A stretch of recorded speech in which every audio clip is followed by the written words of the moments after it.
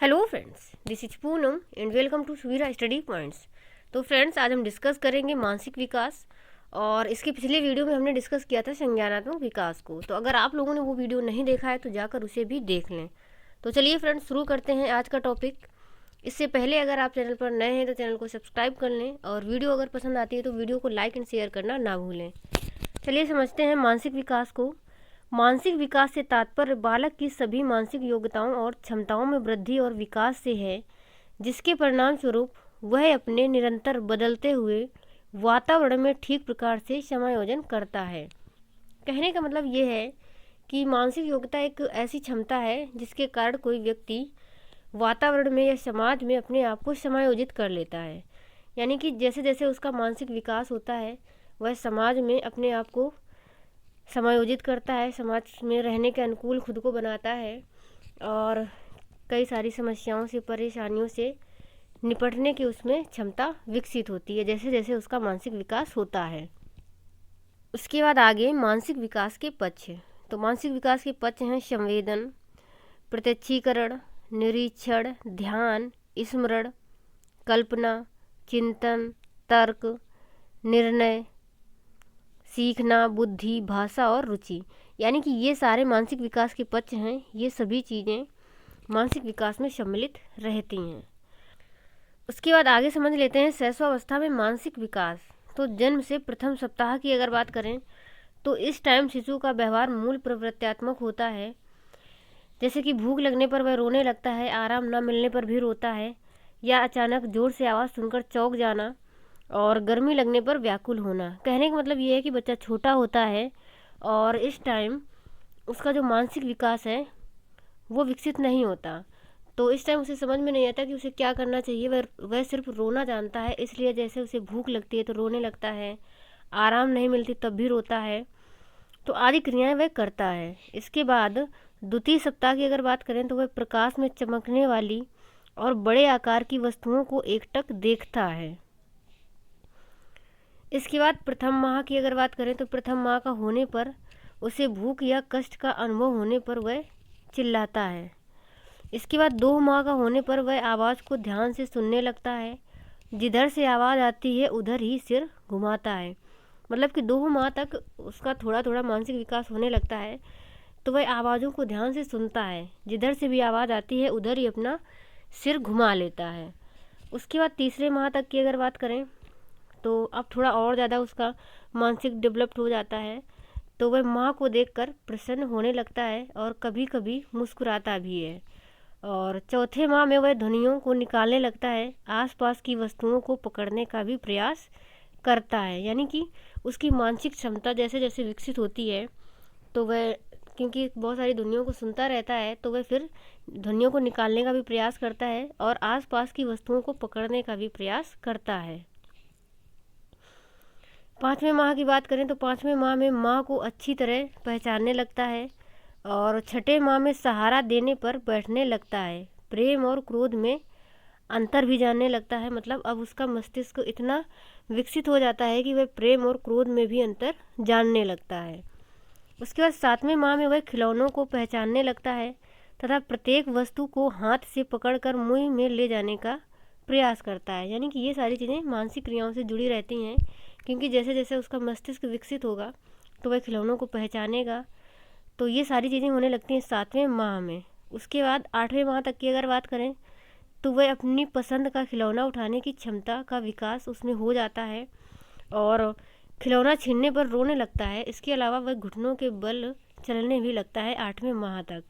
यानी कि अब उसका मस्तिष्क इतना डेवलप्ड हो गया है कि वह अपनी पसंद का खिलौना उठाने की क्षमता उसमें विकसित हो गई है।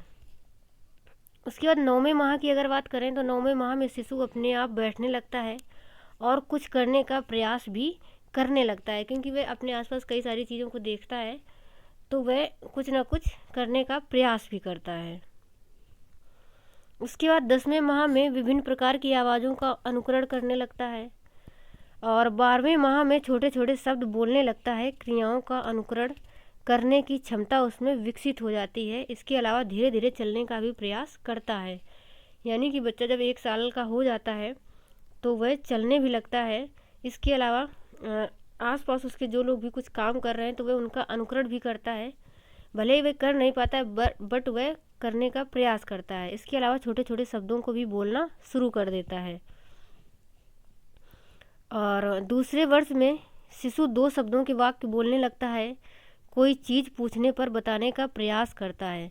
मतलब उसका मस्तिष्क इतना डेवलप्ड हो जाता है इस टाइम तक कि अगर उससे कुछ पूछा जाए तो वह बताने का प्रयास करता है। भले ही उसको वह ढंग से नहीं बता पा रहा है या फिर वह बता रहा है आप समझ नहीं पा रहे हो, लेकिन फिर भी वह बताने का प्रयास करता है और 2 शब्दों के वाक्य भी बोलने लगता है। इसके अलावा तीसरे वर्ष में शिशु 5-7 शब्दों के वाक्य बोलने लगता है। वस्तुओं को यथास्थान रखता है।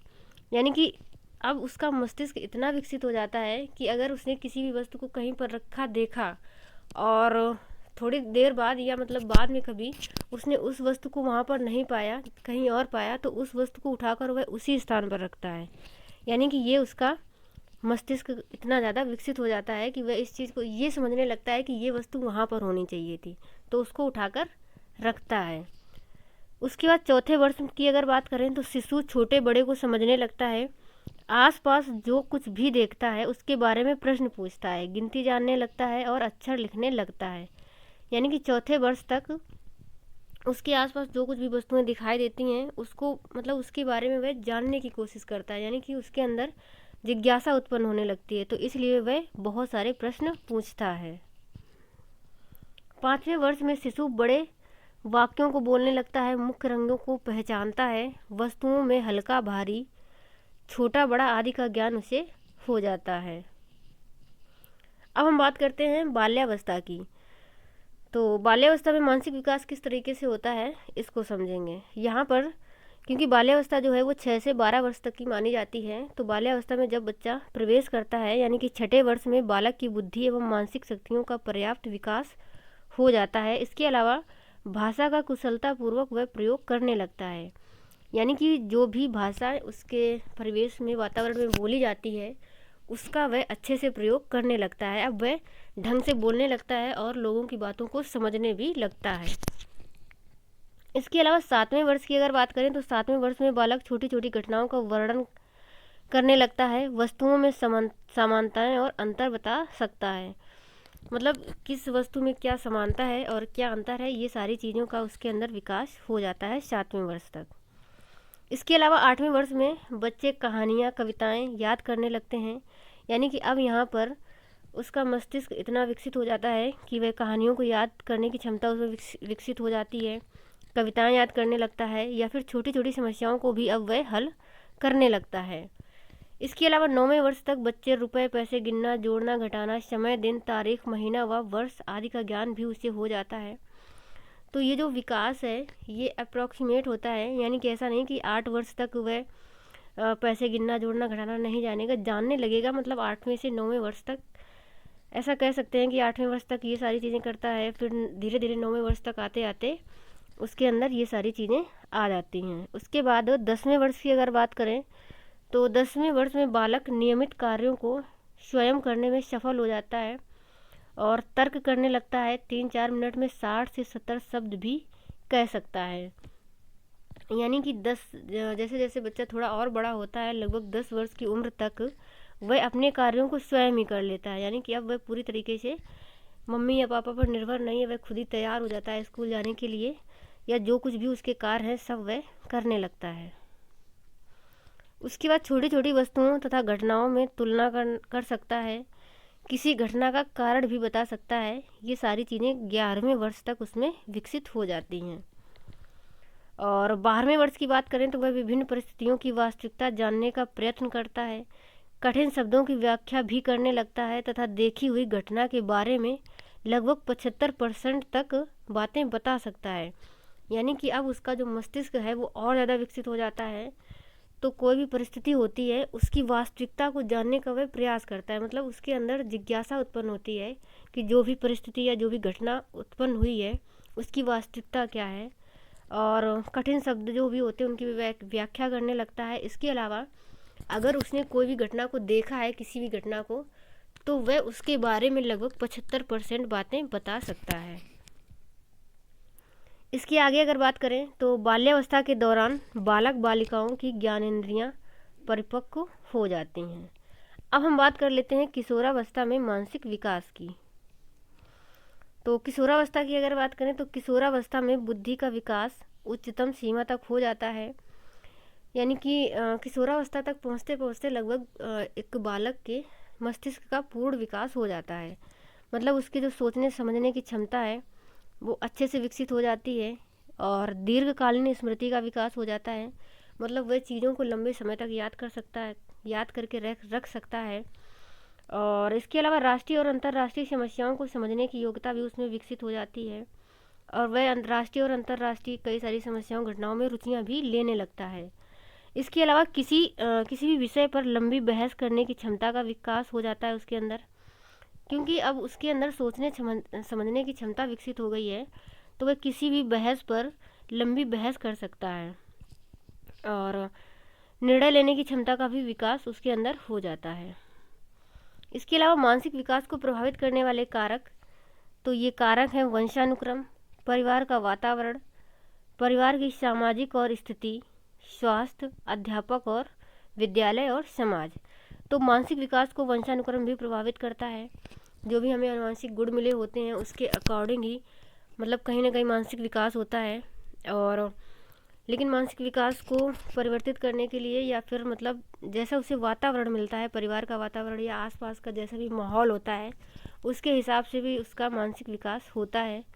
परिवार की सामाजिक और आर्थिक स्थिति भी इसको प्रभावित करती है। उसका स्वास्थ्य भी प्रभावित करता है, क्योंकि जब किसी भी व्यक्ति का मनुष्य का स्वास्थ्य अच्छा होता है तभी उसका मानसिक विकास भी अच्छा होता है। तो स्वास्थ्य शरीर का होना यानी कि स्वास्थ्य का अच्छा होना बहुत ज़रूरी है मानसिक विकास के लिए। अध्यापक और विद्यालय अहम भूमिका निभाते हैं। इसके अलावा समाज भी प्रमुख भूमिका निभाता है। तो चलिए फ्रेंड्स, आज की वीडियो में इतना ही रखते हैं और मैं आशा करती हूँ कि आप लोगों को अच्छे से समझ में आया होगा और आगे मिलेंगे अगले वीडियो में। तब तक के लिए bye bye and take care. इसके अलावा अगर आप चैनल पर नए हैं तो चैनल को सब्सक्राइब कर लें और वीडियो अगर पसंद आई है तो वीडियो को लाइक एंड शेयर करना ना भूलें।